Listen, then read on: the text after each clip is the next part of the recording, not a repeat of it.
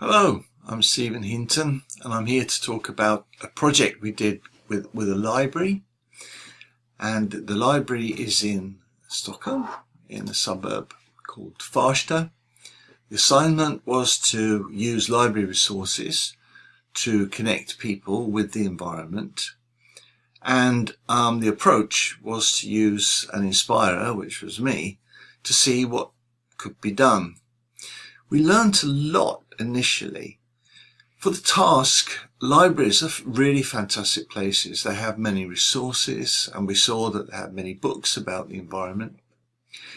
And also, they are a great place where people pass every day. And more about them is that the library we were working with, it advertised regularly, and the local paper covered everything they did. So the local library really has a fantastic way of communicating almost with all residents in the area. The other part about it is that it's part of the city's environmental plan. So in a way, it has to follow the rules and the goals that have been set up by the city, both in the way it communicates about the environment and the way it conducts its business. But maybe best of all, libraries are actually ideal models of how to live in a green way, because they have resources there which you take and you use to your benefit, and then you put them back. This is the ideal model. The way we worked was to try both visualizations and events. So firstly, we built a giant foot, which was to represent the carbon dioxide output of the average Stockholmer. And on the foot, we also put the ambition.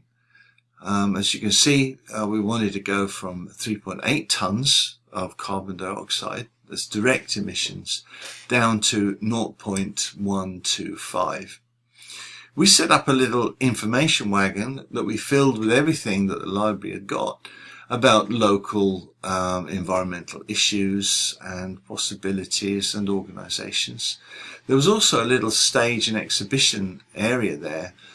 We contacted local associations and started to ask them if they wanted to come and run events and do exhibitions. We also had what we called a clinic, and we invited Dr. Environment to come and hold sessions in his surgery. Dr. Environment is a local person who's written several books about how to live environmentally. We also made a map around the sector walking map, which we documented and organised group walks together. There was a website that was connected to where residents could post information about the area, questions, but also ideas how the area could become environmental in the future.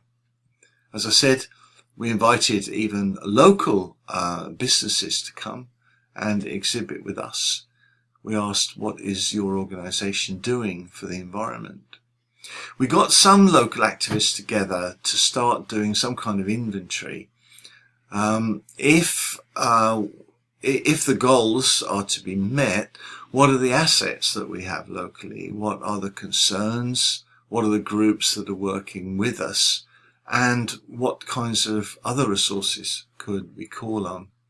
And of course, we ran sessions for the kids. Several authors had written books for children with an environmental theme. And so we had special readings of those after school. How did it go, is the question. Well, the local companies association, they asked us to stop spamming them. They didn't really see the point of what they were doing. I think a lot of them don't work locally. They work with their customers. Almost no activist organisations started to engage, and we lost quite a bit of leverage there. At the end of the project, everything kind of died out. The cart got chopped up. And we really felt that the library resources were underused. But we did learn a few things, and that's what I'd like to share with you. First of all, a library can be a great catalyst for making things happen, because it's such it's a place to meet, it's a place to talk, and it's also a place of information. The resources, in fact, are probably already there, both locally and in the library, or even around the area in the city. It's great to get local organisations on board first, and the map actually proved to be a better resource than we thought.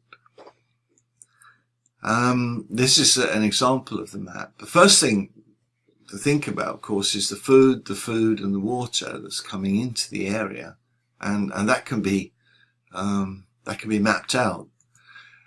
And then you can think about the rain and the sun and the wind that are coming as well. There's the waste and the carbon dioxide that is released, and there's also the area and the population. And that makes some great maths and conversations for schools. You can ask questions like, can we use all the rain we get, or do we need a lot more?